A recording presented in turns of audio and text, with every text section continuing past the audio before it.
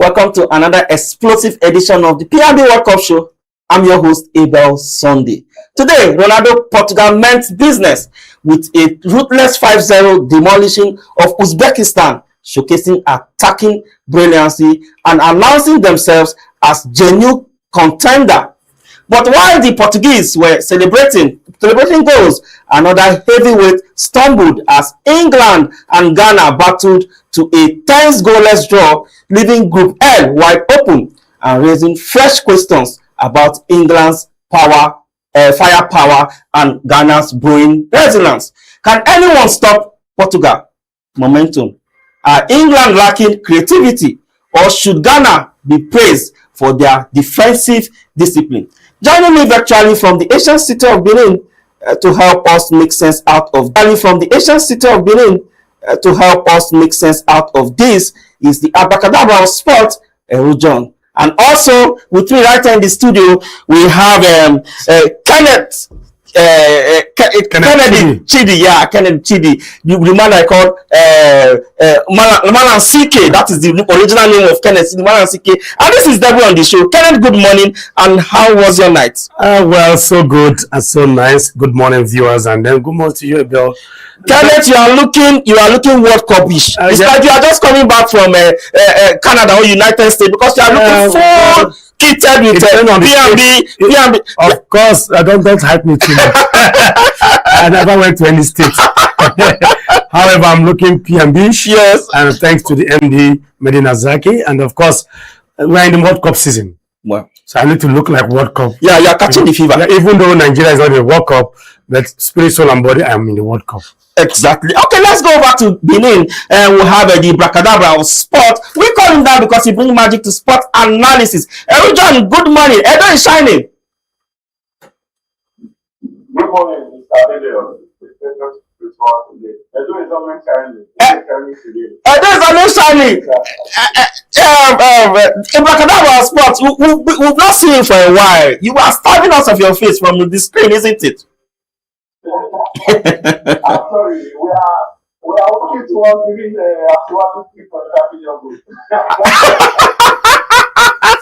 Well, we will know when the time comes. If that is realistic, we will know if Ekpemolo can do that. He already has promised the governor and rather the president, and he said if he did not deliver, that he will resign as a governor. But we're going to see that if this is the first time a politician will also leave his post, that probably did not keep his promise. No, that's not true.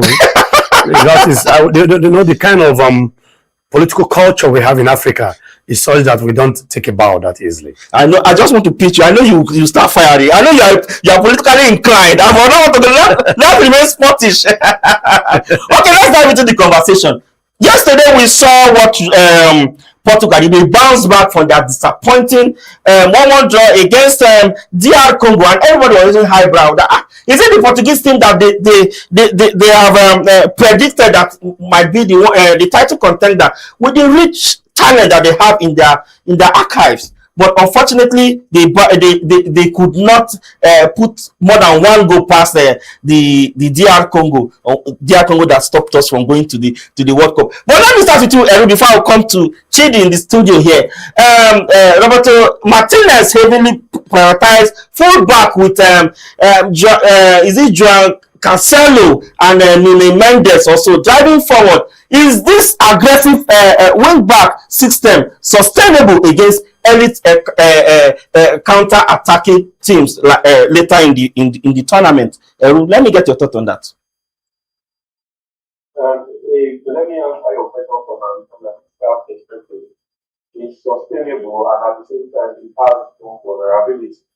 You see, every system of football, every kind of play, every tactic, every formation has strengths and weaknesses. While the system declares that Ronaldo Martinez play for Portugal, making good use of the wing backs and the full backs and play that the likes of the back and play on the defenders was very, very, very instrumental to their victory. It was effective. It has its own loopholes. For example, Nuno Mendes is a player that he has space, but then he has his weaknesses. Nuno Mendes is somebody that once he's overcrowded, he tends to be shaky. I can refer you back to the World Cup final between Chelsea and PSG,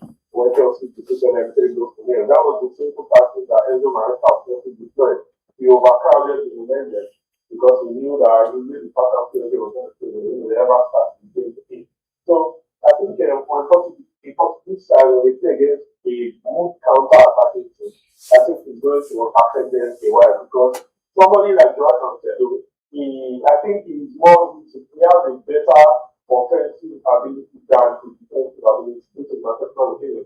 I think he is better offensively than he is defensively.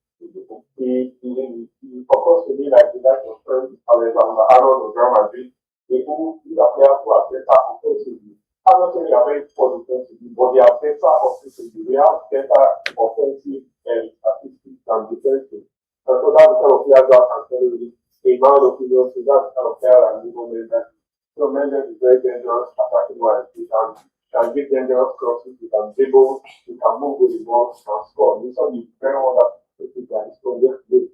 So I think to answer your question, if the Portuguese side is very good attacking, a very good counter-attacking side, that probably has one or two wingers who are very closely, then I think this pattern they may have to revisit it in the sense that they would have to probably, when you play patterns like this, you have to make sure that your youth is very compact and they are very solid when it comes to the marking system. Because attacking is too short of two players because your fullbacks tend to play as advanced winger. And so yes, in my opinion, it's a good one for the team. But I would rather think that we should prioritize forward play. We have the necessary players. We have the need to play. We have the need there. We have the attacking players. We have the wingers to play. So I would rather think that we're going to prioritize playing forward plays to the defense of the spaces instead of relying solely on fullbacks attacking forward. Well said, the abracadabra sport. But let me come to you, Chidi. We saw Ronaldo at his best yesterday. I think this man has a way of silencing the critics. When he was so criticized out of why are you starting 41 year? Why is Roberto Martinez starting 41-year-old at his starting line in his starting lineup when you have younger strikers there? That Ronaldo's job is just to come from the bench and do this, but not starting again. But look at what he did yesterday. It was fantastic, and he broke the record. 6 World Cup. He's the only man that has scored in different 6 World Cups. I don't know. Ronaldo keeps breaking record every day by day. And I think totally he has a career goal of 975 right now. And I think he was trying to get the benchmark of 1,000 before he retired. But do you see Ronaldo break more records before this World Cup will end? Yes, I see him breaking more records in the sense that Ronaldo as a person is an ambitious person. He's a man who sets goals and targets for himself. So, and he's committed to sport. He's a man who loves football, works hard for it. If you look at his training pattern and sections, you understand that Ronaldo, he doesn't just he's not just a player, but he's a committed player who believes in hard work. Having said that, yes, Ronaldo, featuring Ronaldo yesterday was just like an experience. There are certain things you need experience. Even as a goalkeeper, as a player that I am too, I remember those days when I used to keep. There are players that when you see them as a goalkeeper. Okay, you are the olden days Vicente Yama. Well, I didn't see that. But I know in my own little way that I played football, I know there are players, even up till now, there are players that you put and they perform that magic that you need. Individual brilliance. Another is one player that can give you that, just like Messi and the likes of Mbappe too. When the chips are down, they can decide a match. He has done that in time past. I think against a particular club, was it England also? Spain. When Spain was actually leading them 3-0, and he came back single-handedly and equalized, that same 3 goals, and it ended 3-3. So that is the reason why, even though he's 41, the coach decided to field him. However, the records, of course, is there. Those guys love to break records. They do that. I want to believe he knows that playing yesterday's match will aim him 1 or 2 records. And then he did that.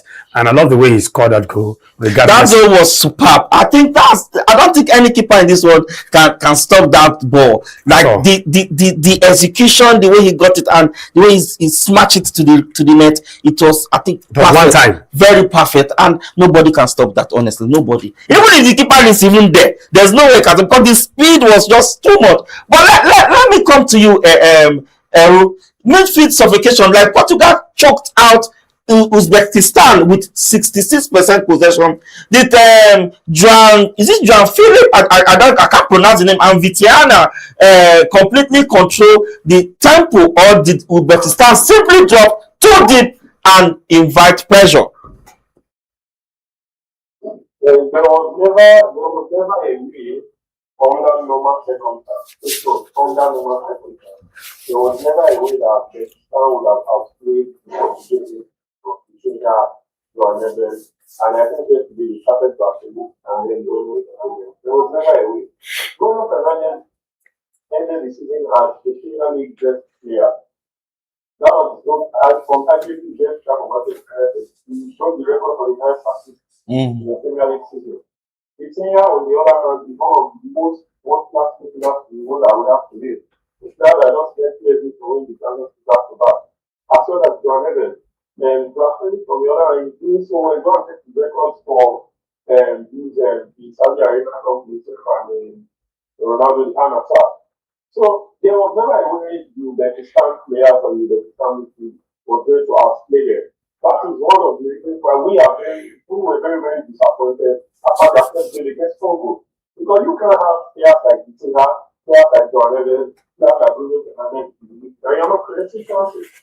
And we're not seeing splitting passes. We're not getting passes. We're not seeing good creation opportunities. We're not seeing good play constants created. We're rather seeing you play like we're seeing a cross and not kind of ball or play the ball everybody else in one direction. We expect that with kind of issues that the Portuguese seeing they brought up to this World Cup. Then I stand to be corrected. They should be able to match up and outsplash any other team in the to the midfield. Because the players there, check individual ability. They are in their various states, in their various clubs, and in their various teams, especially the missionaries. They are the blessings of this and more today. As of now, it was not a case that whether we start did, whether they arrange the on the goalpost, under normal circumstances, there was never any way they were going to have class a midfield from Victoria, and Okay, everyone have said his own, but looking at Portugal, Wilford, do you see this Portuguese team getting to the semi-finals? I don't even want to say final, but let's say, do you see them getting to the semi-finals? Well, this is World Cup, and it's football. Football is all about taking your chances, regardless of how good you are. And I did say yesterday that Portugal, as far as I'm concerned, has not been tested adequately. They played DR Congo. That can be excusable. And they drew the other match. And this is, I think, this is the second match. Yeah, this is the second match. Yeah. Uzbekistan is not. So they have 4 points now. They have 4 points. There are those who will say Uzbekistan doesn't have even a standard league. There's no big name like Bruno Fernandes and the rest of them. Of course, no. Yeah. So you cannot really match each of the players. It's too early to clap for them now. Until just like we saw in the case of England and of course Ghana. So whether you like it or not, when you withstand a team like England and you end up with a draw, it will boost your morale as a player that I can do it. So there's nothing to boost the morale of Portugal for now. They've not been really tested until beat like a team maybe like Spain. Then you'll be talking about okay, I've arrived. Well, I think that time will come. Now they are trying to separate these boys from the men. However, football is a game of chances. True. So, if they take their chances, well, they can likely get to semi-final. Unfortunately, in as much that I want us to continue talking about this, but time is not even on our side. If you look at the time now, of course, they are telling me to run out of the studio. Unfortunately, we don't have time anymore, and that's where we draw the curtain on another exciting edition of the P&B Sports Show. Portugal let down a maker with a stunning 5-0 victory over Uzbekistan, while England and Ghana shared the spoil in a tense statement. The level plenty to discuss heading into the final round of matches. My sincere thanks to our guests from the Asian city of Benin, the Abacadabra of Sport, John, and also Chidi Kenneth right here in the studio for their insight and analysis. Thank you so much, gentlemen, for doing this. Thank you, Sunday. All right, for more details, follow us on all our social media platforms on YouTube and Facebook at Politics&BusinessTV.English, on IG at PMBTV_English, on X at PMBTV_ENG. Coming up next is The Voices with Madina Azaki. I'm Abel Sunday. Keep the debate alive, stay positive about the beautiful game, and remember, sport never sleeps. It's bye for now.